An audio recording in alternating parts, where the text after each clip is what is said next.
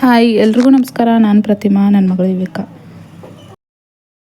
ಬದುಕಿನಲ್ಲಿ ಕಷ್ಟಗಳು ಬಂದಾಗ ನಾವು ಮೊದಲು ಕೇಳುವ ಪ್ರಶ್ನೆ, ನನಗೆ ಯಾಕೆ ಈ ರೀತಿ ಆಯಿತು ಅಂತ. ನನಗೂ ಹಾಗೆ ಅನಿಸಿತು. ನನ್ನ ಮಗಳಿಗೆ SMA ಇದೆ ಎಂದು ತಿಳಿದಾಗ ಇಡೀ ಪ್ರಪಂಚವೇ ನಿಂತೋದ ಹಾಗೆ ಭಾಸವಾಯಿತು. ಆದರೆ ಅವಳ ಕಣ್ಣಲ್ಲಿರೋ ಆ ಆಸೆ, ಆ ನಗು ನನಗೆ ಒಂದು ಮಾತು ಕಲಿಸ್ಕೊಡ್ತು.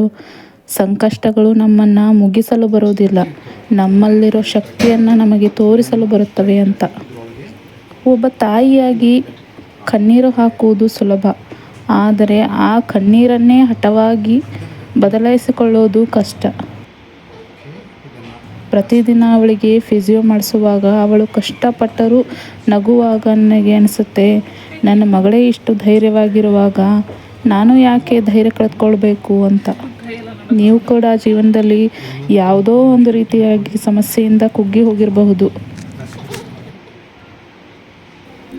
ಆದರೆ ನೆನಪಿಡಿ, ಸಮುದ್ರದ ಅಲೆಗಳು ಜೋರಾಗಿದ್ದಷ್ಟು ಹಡಗು ನಡೆಸುವವನಿಗೆ ಜಾಣ್ಮೆ ಜಾಸ್ತಿ ಆಗುತ್ತೆ.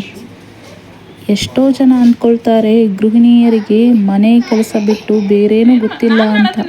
ಆದರೆ ನಾವು ಮನೆಯನ್ನು ನಿಭಾಯಿಸುತ್ತೇವೆ, ಮಕ್ಕಳ ಆರೋಗ್ಯಕ್ಕಾಗಿ ಹೋರಾಡುತ್ತೇವೆ ಮತ್ತು ನಮ್ಮ ಕನಸುಗಳನ್ನು ಜೀವಂತವಾಗಿ ಇಡುತ್ತೇವೆ. ನಾನು ಇವತ್ತು ಯೂಟ್ಯೂಬ್ ಮೂಲಕ ನಿಮ್ಮ ಮುಂದೆ ಮಾತಾಡ್ತಾ ಇದ್ದೀನಿ ಅಂದರೆ ಅದಕ್ಕೆ ಕಾರಣ ನನ್ನ ಮಗಳ ಮೇಲಿರೋ ಪ್ರೀತಿ. ನಾವು ಮನಸ್ಸು ಮಾಡಿದರೆ ಯಾವುದೂ ಅಸಾಧ್ಯವಲ್ಲ.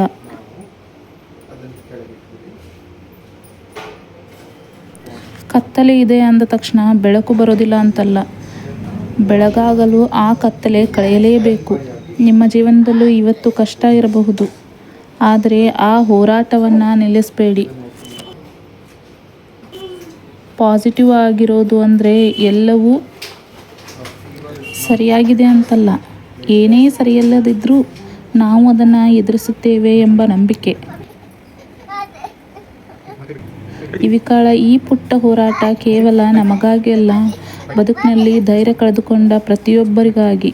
ನಿಮ್ಮ ಪ್ರಾರ್ಥನೆ ಮತ್ತು ಬೆಂಬಲ ನಮಗೆ ಶಕ್ತಿ ನೀಡುತ್ತಿದೆ. ಈ ವಿಡಿಯೋ ನಿಮಗೆ ಸ್ವಲ್ಪನಾದರೂ ಧೈರ್ಯ ನೀಡಿದ್ದರೆ ಇದನ್ನು ಶೇರ್ ಮಾಡಿ. ನೆನಪಿಡಿ, ಸೋಲನ್ನೇ ಸೋಲಿಸುವಂಥ ಶಕ್ತಿ ನಮ್ಮಲ್ಲಿದೆ. ಧನ್ಯವಾದಗಳು.